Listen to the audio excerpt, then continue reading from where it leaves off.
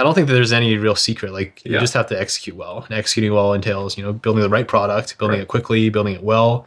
Welcome to Spotlight On, a podcast about how companies are built from the people doing the building, one messy, exhilarating decision at a time. Welcome to Spotlight On. I'm your host, Ivan Zhou, with Decagon CEO and co-founder Jesse Zhang. Thanks for having me. Awesome. Would you like to tell the story of why I am wearing a hat when I normally don't wear hats for podcasts or really anything? Yeah, so Ivan and I have known each other for a while. He's always had the same exact haircut, which is like a semi-buzz cut with like longer on the top. Last year, he bet us that we couldn't achieve a revenue milestone at the end of the year because he was just joking around.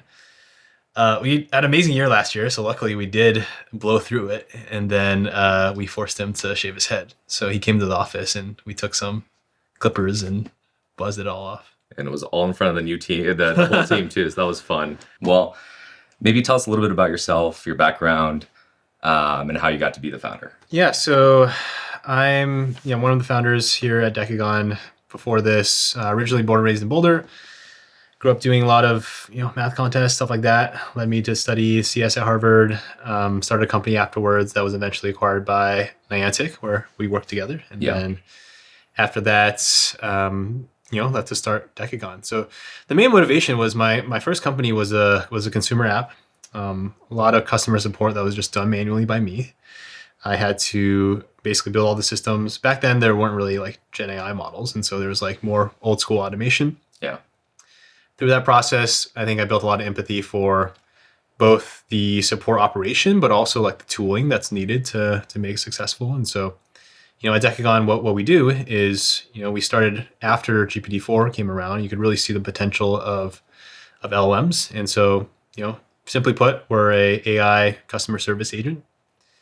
The whole vision is that in the future, any user of any product, anytime is going to have a personal concierge there that, they can talk to. It responds instantly, has access to all their data, it can take actions for them, and it can just solve any issue for them. So that's the goal, and it's been a fun ride so far. I think it's definitely been, one of the most exciting use cases for LLMs.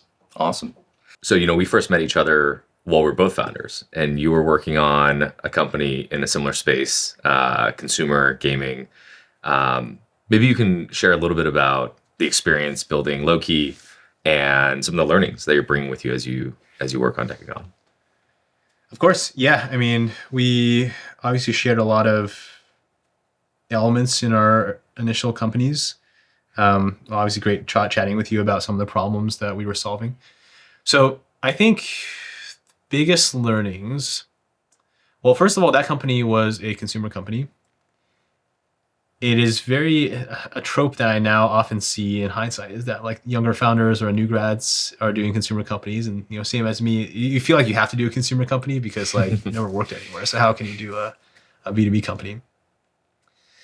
Consumer companies are just very different. It's like, you just have a ton of users. You don't really care about revenue for a while, and you're just worried about growth. When you're thinking about how to grow, it's not really like you talk to customers and you figure it out. You can talk to some users, but you're only going to get so far from there. You're kind of just thinking through like, it's very intuition heavy. It's very like product heavy. And yeah, when we were building that company, it was during COVID. It was a remote company. We did a lot of just like overthinking for sure. Like, this thing seems to have worked for someone else. Yeah. And we should really apply that somehow. And a lot of like reasoning by analogy or like things that were not as ground truth. Exactly. Or you see this like trend somewhere. And it's like, oh. Like, it's so hard in consumer because they're what is ground truth in such a fluid and taste-driven space. Yeah. So you end up just like really like putting a lot of brain cycles over analyzing this stuff. Like, okay, how do we grow? And I think that's very difficult in consumer. I think a lot of the best consumer founders are just like very good at intuition. They're like not really thinking about stuff. I think a lot of the super, quantitative, like let's say like people that did like math contests, it's like those people I think generally are a better fit for more analytical projects where like, it's like more like you have customers or it's like a deep problem or whatever. Yeah. I think like trying to analyze like viral growth and stuff like that is very difficult. Yeah. And some people I think are just very good at intuiting through that. We worked together at Niantic. I was previously a founder at Sold My Company, and then you had joined as well through the acquisition of Loki. And I remember, did you last a year at Niantic? Was it a year? Year and a half around. Year and a half, okay. Yeah. I still remember when you pulled me into the room for our one-on-one and you told me, Ivan, I have to leave right now to start another company. And I did what anyone would do at the time, be like, maybe another 6 months, maybe we can get to the end of this project. And you were just like, no, the urgency was so strong. I'd love to maybe just hear from you. Yeah. I didn't get to ask at the time, what gave you that much conviction and urgency to leave at that moment versus staying a little bit longer? Niantic was quite a nice experience. It was a great team. A lot of fun projects. I think for me, it was one, the new technologies that were coming up, like LLMs obviously being the main one, were just super exciting.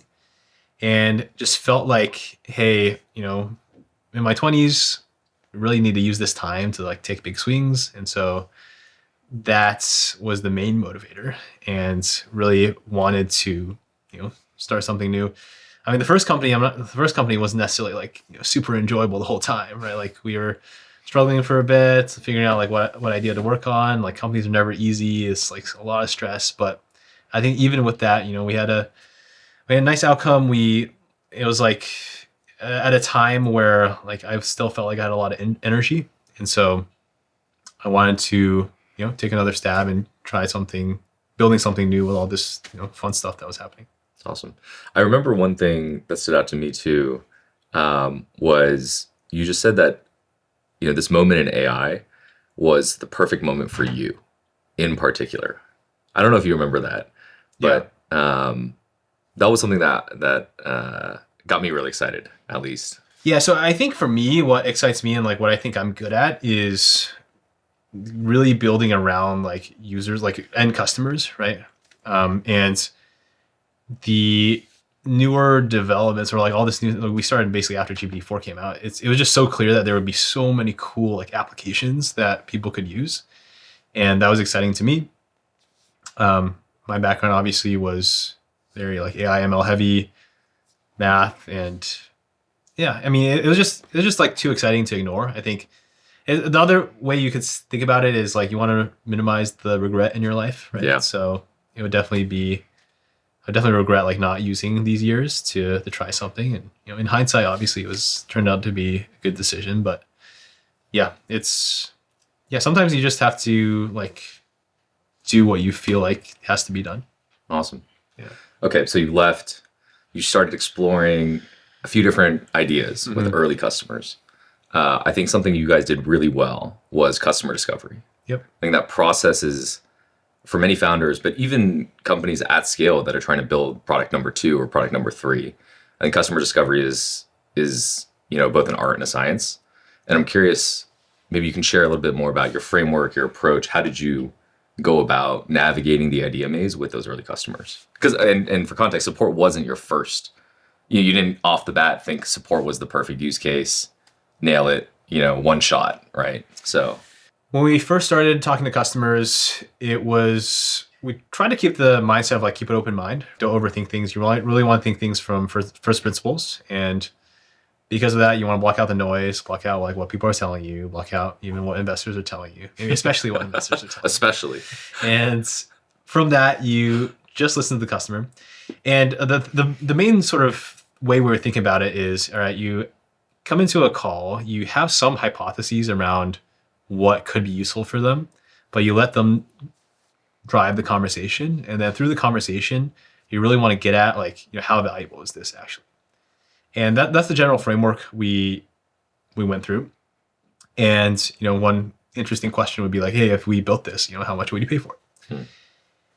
It's a good question to ask because it separates a lot of the signal out. And, someone might have like a really excited conversation with you, maybe because they owe you something insightful because you're on a call with them or something, like whatever the reason, right? And at the end of the day, it's like, oh yeah, actually no, like budget's tight. Right. Maybe like $50 a month, like stuff like that. Right. So that helps you separate the signal. And so at the beginning, we were just talking about all sorts of ideas, right? It's like anything that could potentially be helpful for people or save them time or have an agent do work for you. And so a bunch of like ops use cases, data use cases, pre-sales, security, like literally everything. Because at the beginning, it's very hard to like, pigeonhole yourself into something. And so you just want to talk to all the people that will be down to talk to you. And yeah, I think that navigating that path, there's obviously a bit of luck involved for sure, right? You have to talk to the right people. You have to be at the right time. But people actually very quickly pointed us towards this direction because we talked to, I think the general progression was we talked through a lot of ops use cases. And when you get to the end of the conversation, you talk through this like a whole thing that you could automate or like you could have an agent do. And you're like, okay, how valuable is this to you? Or like, how much would you pay for it? And then they start thinking through like, oh, well, I have maybe 3 full-time people doing this. And like, if you do this really well, I could have maybe one of them go do something else. The numbers aren't going to be that big. But then like a lot of people like proactively told us, oh, but by the way, we have, 500 people on our support org. Right. If you could do something there, it'd be like really valuable. Yeah. And then you just go down the normal discovery path. Like, okay, yeah, sounds good. Like, what are they doing now? Right. What tools are they using? What are the issues? And it's like, okay, like here, like, would this be a good solution to your issue? What about this? And it's like, okay. And then when you ask the question at the end, like, how valuable is this to you? It was very valuable. So yeah. I think that's the general way to do it. And it's not always going to work, right? Because there's a lot of other factors. You have to like have consistency over the use case. If something's valuable just to one company and you're like basically building software for that one company. It's more of a service. Yeah, it's like it is valuable, but it's not really like a software company. So totally. It's not, you can't just ask that question and like, solve it. But yeah, we explore like all sorts of different things and through that process found this idea. Awesome. I remember in the early days, the market does seem crowded from the outside, and this was early last year. Yeah. But when you ask customers like, what do you use? None of them were really using true native generative AI in production. Yep. And they had maybe demos in place. So maybe you can talk a little bit about kind of that leap from an early demo with those first, let's say 10 customers to something in production. What did you have to build, maybe the kind of engineering and software around the LLM to actually make that work in production in a way that, kind of the first version that you had built? I think in a lot of situations, if someone was using, an incumbent software or like older versions of a product, and then they did have, a good Gen AI offering or something, then maybe the conversation wouldn't even have gone to that point, because then they would just be like, okay, well, yeah, the current thing is pretty good. Mm-hmm. When we first started, that was definitely not the case. And it was a little bit surprising to us because, again, it does make sense for a lot of like, if you just think about like the previous version of what we're doing, which is maybe like a chatbot or like a IVR, like those sort of things. Like a decision tree. Yeah. Or like, you go on a phone call and it's like, press 1 for this. It's very natural for those people to, have the next step be Gen AI. Mm-hmm. But for whatever reason, like, they moved relatively slowly and the quality was not very good. And so when we first started, there was actually a really big difference. And it goes to show that when there's new technologies, you really have to like put aside, again, like thinking from first principles, right? You put aside like what's already been built and like what your infrastructure already is, and just think about like, okay, now that there's Gen AI models, like what is the ideal experience if we had to build from scratch? And that helped us. So that got us in the door. And going from like a demo to a real product, it's all about like pace, I think. So most interesting spaces or most hot spaces, there will be a lot of players, a lot of people that are interested in the space. And there's really no secret to it. Like people can copy each other's products. People can say the same thing as each other. Yeah, all the marketing sites start to to sound the same. It doesn't really. I don't think that there's any real secret. Like you just have to execute well. And executing well entails, building the right product, building it quickly, building it well, and then like moving really aggressively on your go-to-markets and figuring out what is the next thing to build and things like that. And in the past year, I think we did a good job of that. And so we're really trying to make sure we keep that up in the next year. Got it. Awesome. Maybe transitioning to the product a little bit and going deeper there. You ended up focusing on a vertical, right? Or a use case, I should say. Yeah. With support.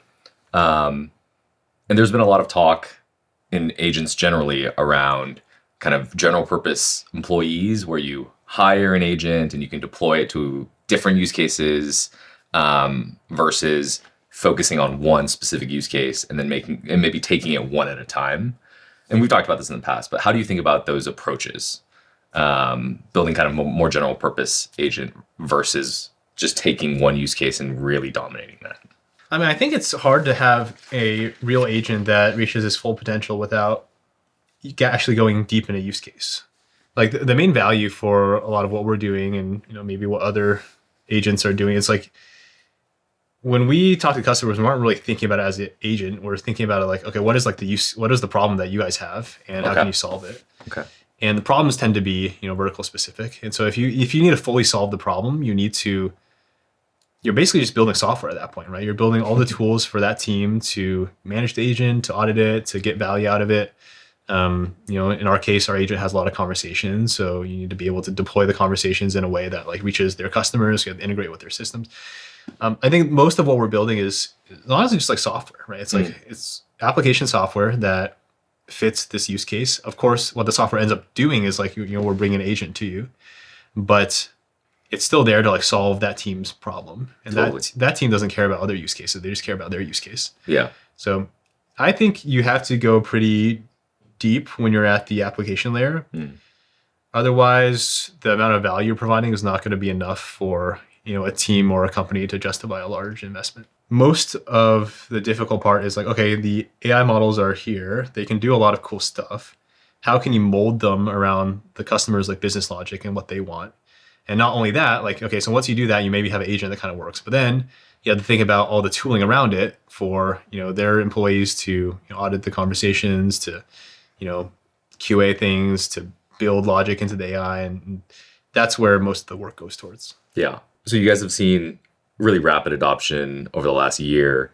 How have customers been responding and reacting? Obviously, they're using the product in production, but would love to hear kind of more nuanced takes from you on what you're seeing from customers, especially given the newness of the technology and how you're almost building it as you're flying the plane in some sort of form.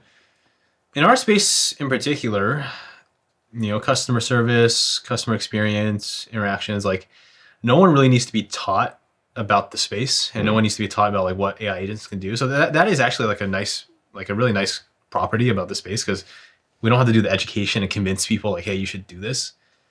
It's more that, people are like AI might be a new thing, right? So like in their mind, they're like, okay, let's slow down a bit. Let's like fully understand how it works. There's also the sort of like black box issue where if you use ChatGPT, the answers are awesome, but like how did it actually come up with it? Who knows? And at least that's from the customer's perspective, right? And so like they're a little bit scared to really like dive headfirst into something if they don't understand like how it works. They don't feel like they have control over it. They don't feel like, hey, here's a conversation that happened. Like how exactly did the AI come up with these answers and what are the steps it took? And if I want to change something, how do I do it, right? So that's helpful for us. I think we use that to motivate a lot of the product that we built, which is really building out this tooling to make it not feel like a black box and like give people the guardrails and give people the sort of the keys to drive. Yeah. So I think that's generally the reception. Of course, after someone uses it, the results are very clear. And so, we have a bunch of great customers, a bunch of great testimonials. People are seeing like really tangible results. And so that's all great. And you really need that in a space where you're building AI agents, because if you didn't have the results, then it's way harder to get adoption. So I think that's where we're at right now, which is we have a lot of customers. Obviously, we're focused on getting new customers. A lot of our current customers I'll probably describe as like early movers or early adopters. Yep. Kind of like the people where they're large organizations, but they're very tech forward. They're very sophisticated. They know how to evaluate things. And I think this year, this space is getting towards like guess like the second portion of the bell curve, which is like the early majority or whatever it's called. Yeah. Where you have a lot of like bigger companies that now they're really bought into Gen AI. And not only are they bought into Gen AI, but they know that the most obvious use case for them is customer support, customer service. And so, yeah, they're already bought in the use case, and they just need to be convinced that like, hey, this is the right way to do it. There's a bunch of different ways that customer support changes. Like the obvious one is that it becomes a lot more efficient. So the people that are working in customer service, like a lot of the mundane tasks just go away because they're done by an agent. And if you had a choice, of course, you would choose for it to be done by agent because for the customer, it's better, right? You just get it instantly. It's super consistent. For the company, you don't have to like, okay, a new change happens. Like you have to retrain all your agents. You have to worry about attrition. You have to worry about inconsistencies. Clearly better for both sides. And so now, like what the human agents are doing are more of the complex tasks, the higher order tasks. It's more like cognitive. It's more like, I guess, intellectual, I suppose. So I think the nature of the job changes. That's one big difference. The other one is, I would say that people start thinking about their customer experience org differently, because in the past, what ends up happening is that you might just see your customer support or your call center or whatever as a cost center. It's like, it's probably not core to your vision. It's probably not core to your like annual goals, but it's there. It probably costs a lot of money. So maybe the only goal you have is like reduce the amount of money. But with agents, they're so customizable and they're so powerful that it starts becoming a competitive advantage. And to our earlier point, it starts becoming like a revenue driver. So now all of a sudden, like C-suites really care about it, right? Like the CIO really cares about it. It actually is like a thing that can push the company forward. Yeah. It can increase your revenue, it can increase your customer happiness.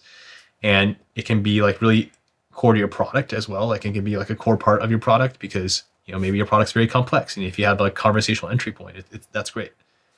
So I think that's like a big shift. It's like one, the shift of the work that the support org does, but also it shifts how leadership thinks about support and customer service into like a much more sort of aggressive, forward-thinking, initiative. Awesome. Well, maybe we can also transition a little bit to how you've built out the team. I think when we rewind to earlier last year, it was just the two of you, right? All the way until maybe February, March. And you've since, I think the team is 30 people or more now. What are some lessons that you've learned from hiring and scaling the team so quickly?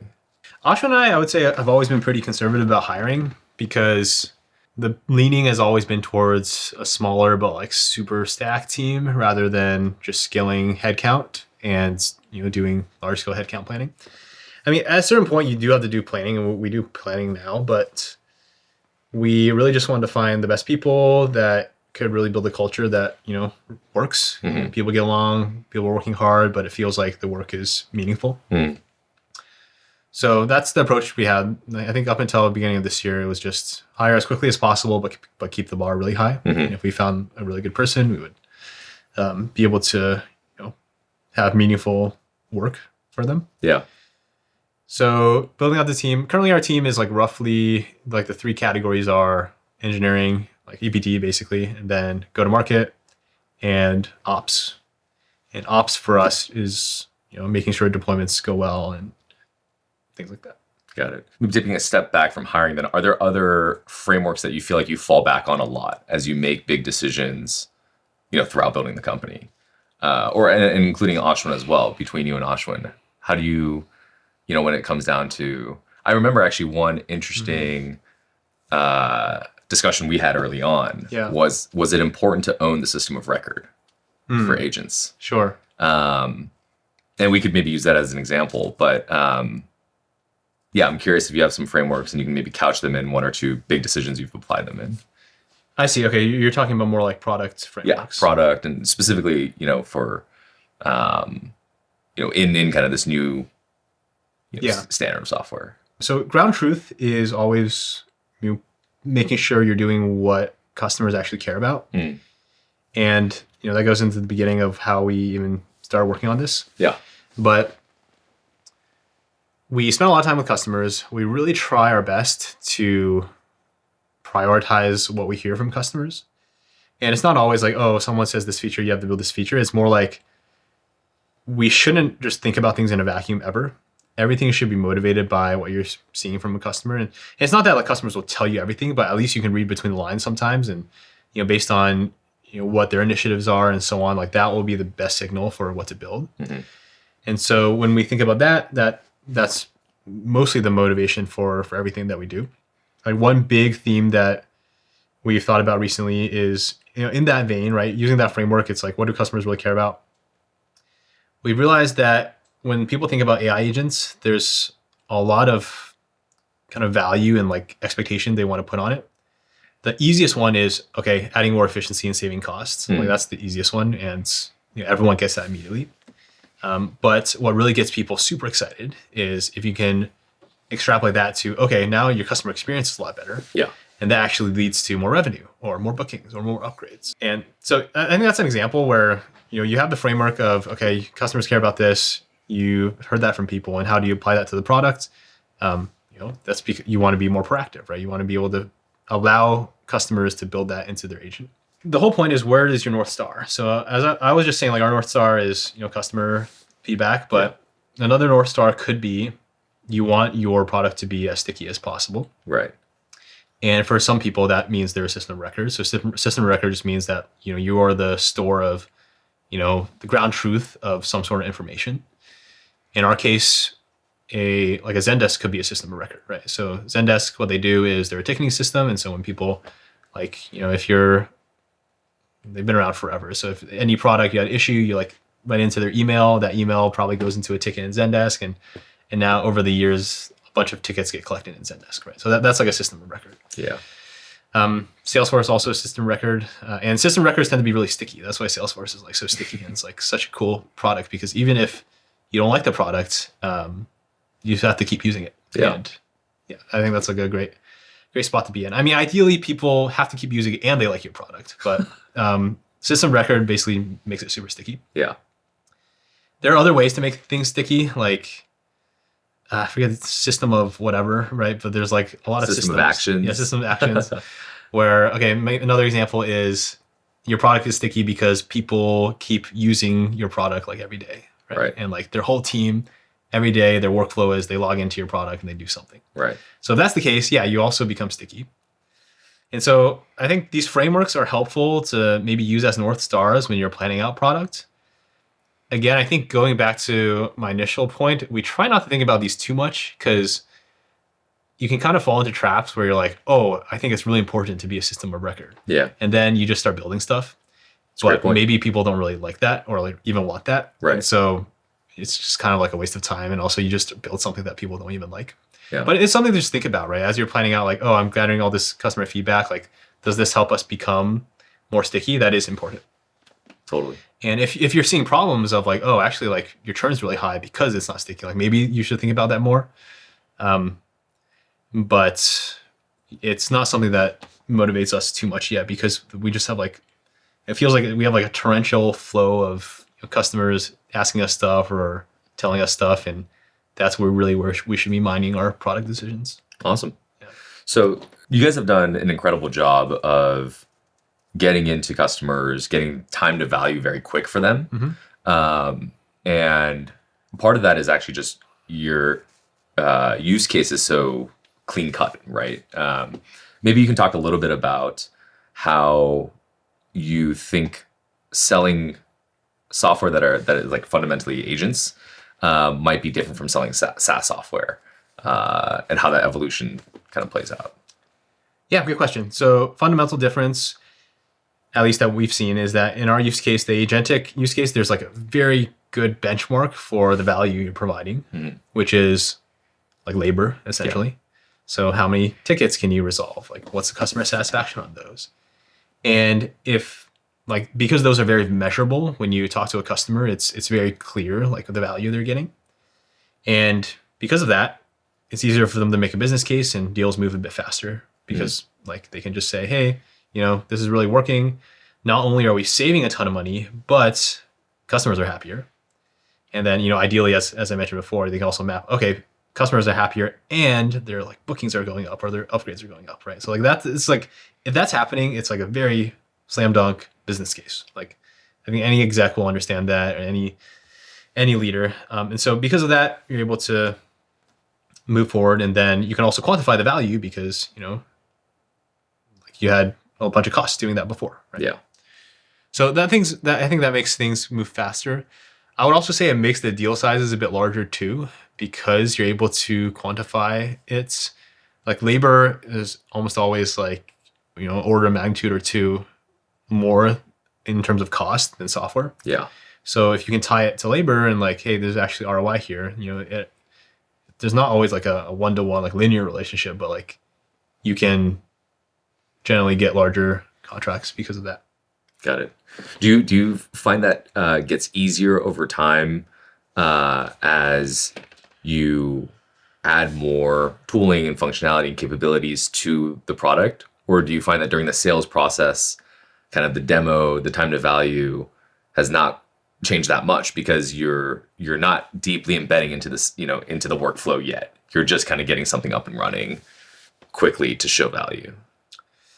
Time to value in our space is pretty quick, actually, Yeah. because I mean, maybe this is a nice property of customer support, is that like you can just start with like one use case and get it deployed, and you can escalate the rest of the conversations still. And even if you just like start, let's say you're like just doing something super rudimentary and you're like solving, you know, 1/3 of the conversations, that's still like a lot of value for them. Yeah. And it's I think a lot of other use cases don't have this property where you can just get started easily and incrementally build up. And even with the initial thing, you can deploy into production.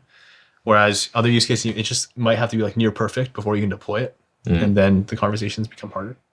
So I think that's a nice part about this as well, where the time to value is fast because you can just try it out. And then after you try it out, you can see the business case. Yeah. What does adoption look like from customers right now for what you've already delivered in that direction?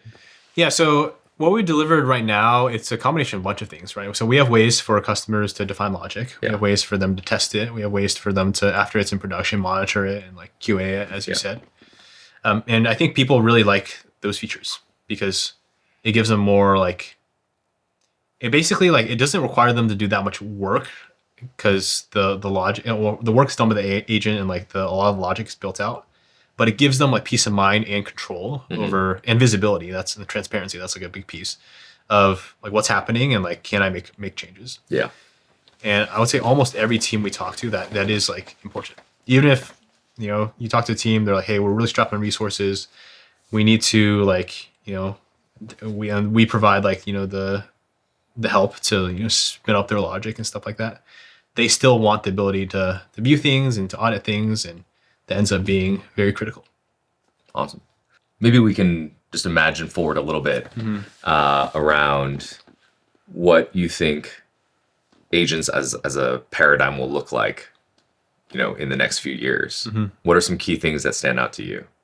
I do think it depends on the space. Like I don't think like all agents will be doing the same stuff. Like, if you think about, well, I think the other type of agent that's exciting right now is coding agents. Yeah. Coding agents are very different because you basically have to have someone like reviewing them. But even if you don't, you like they can still do, you know, a lot of stuff. And what is the paradigm? I think the measure for how good an agent is always going to be, you know, benchmarked around labor. So is this doing real work that is valuable? And can I tie it to like work that, you know, our team otherwise would have to do? And so in our space, the work is, you know, talking to customers, maintaining that relationship, solving their issue.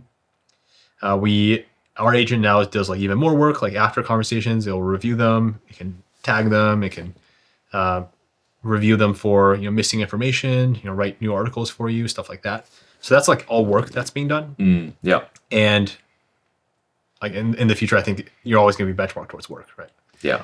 And same thing with coding agents. You're kind of benchmarked to the work a software engineer would have to do.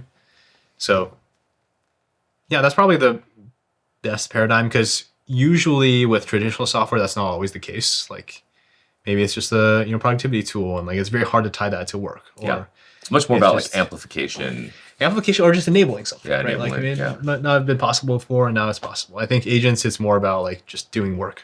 Yeah. Cool. Awesome. When you think about the next year for Decagon, what are you most focused on? What do you think you guys have to nail? And maybe what would be the thing that keeps you up at night? The thing that keeps me up at night is definitely just, we've been growing really fast. You don't want that to slow. And so you want to like look ahead, see like what could possibly cause it to slow, and then make sure that you don't do that. So right now we are focused on building out the team. We're focused on putting like the right processes in place so that as we scale the team, things don't slip. Marketing is a big focus as well. So making sure in the next year that, hey, we have all these great customers. Other people know about them. Other people know about the sort of use cases and the implementations, and that, if in the future people are considering this use case, that, they chat with us and we can see how we can help, things like that. Awesome. Cool. Well, any final things that I didn't ask that you would love to share with the world or share with me? No, I mean, right now we're aggressively growing the team. We're really looking for people that are strong and excited about AI agents, right? So engineers, research engineers, infra engineers, product engineers. We're looking for a product person as well, a designer. We're looking for like all sorts of go-to-market people across the stack. So basically any role imaginable we're looking for. And so, if there's people excited about, AI agents and these use cases, I'm happy to speak with them. Cool. Well, thanks for joining us today. Yeah, thanks for hosting me. Awesome.